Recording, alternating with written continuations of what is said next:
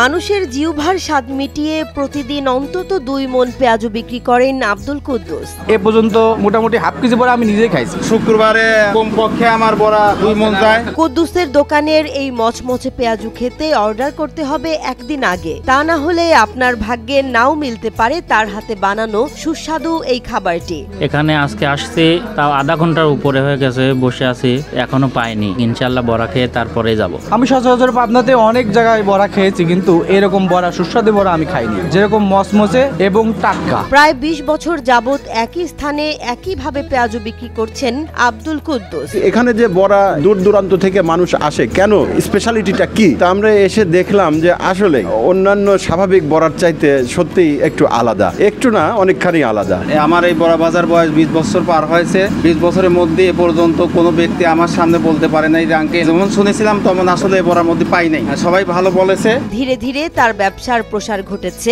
সেই সাথে মাসে আয় করছেন $250,000 টাকা। মাসিক আয় তাও কমপক্ষে 40 প্লাস।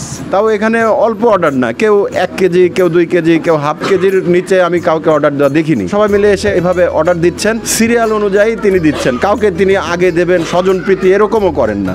অনন্য স্বাদ আর মচমচে থাকায় কুদ্দুসের পেঁয়াজু এতটাই জনপ্রিয় যে দূর দূরান্ত থেকে এটি খেতে তার দোকানে ভিড় জমান ভোজন রসিকরা। সুদূর পাবনা থেকে আমরা এসেছি বড়া খাওয়ার জন্য, সেই কুদ্দুস ভাইয়ের বিখ্যাত বড়া। এই বড়াটা আসলে খুবই নরম, যদি কোনো মানুষের দাঁতও না থাকে তাহলে এই বড়াটা সুন্দরভাবে সে খেতে পারবে। বিকেল থেকে প্রায় মধ্যরাত পর্যন্ত আব্দুল কুদ্দুসের দোকানে চলে পেঁয়াজু বেচা কেনা। তার হাতের মচমচে ও সুস্বাদু পেঁয়াজু খেয়ে তৃপ্তির ঢেকুর তোলেন ক্রেতারা। এই শীতের ভেতর রাত 10টা বাজে, মনে করেন যে মোটর সাইকেল নিয়েই খালি আসে না, আমরা মনে করেন ভ্যান নিয়ে অনেক দূর থেকে চলে আসি বন্ধু বান্ধব মিলে বড়া খেতে। আব্দুল কুদ্দুস পেশায় একজন বাবুর্চি। বিয়ে বাড়ি বা অন্যান্য কোনো অনুষ্ঠানে রান্নাবান্না করে সংসার চালাতেন তিনি। হঠাৎ করে ছোট পরিসরে নিজের একটি দোকান করে পেঁয়াজের বড়া বা পেঁয়াজু বানানোর বিষয়টি মাথায় আসে তার। সেই থেকেই এ ব্যবসার শুরু।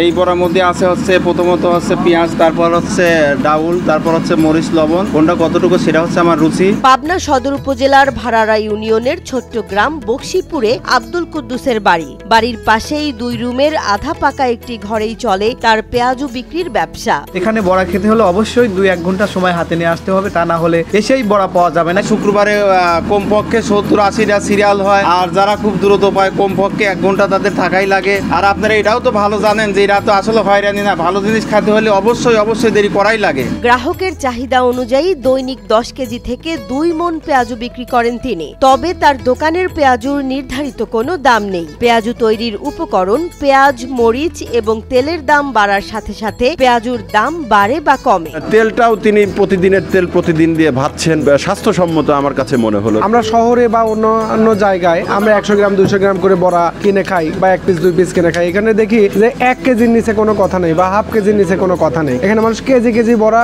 খাচ্ছে এবং নিয়ে যাচ্ছে, এবং বড়াটা এতই সুস্বাদ যে এটার প্রেমে পড়ে গেছে।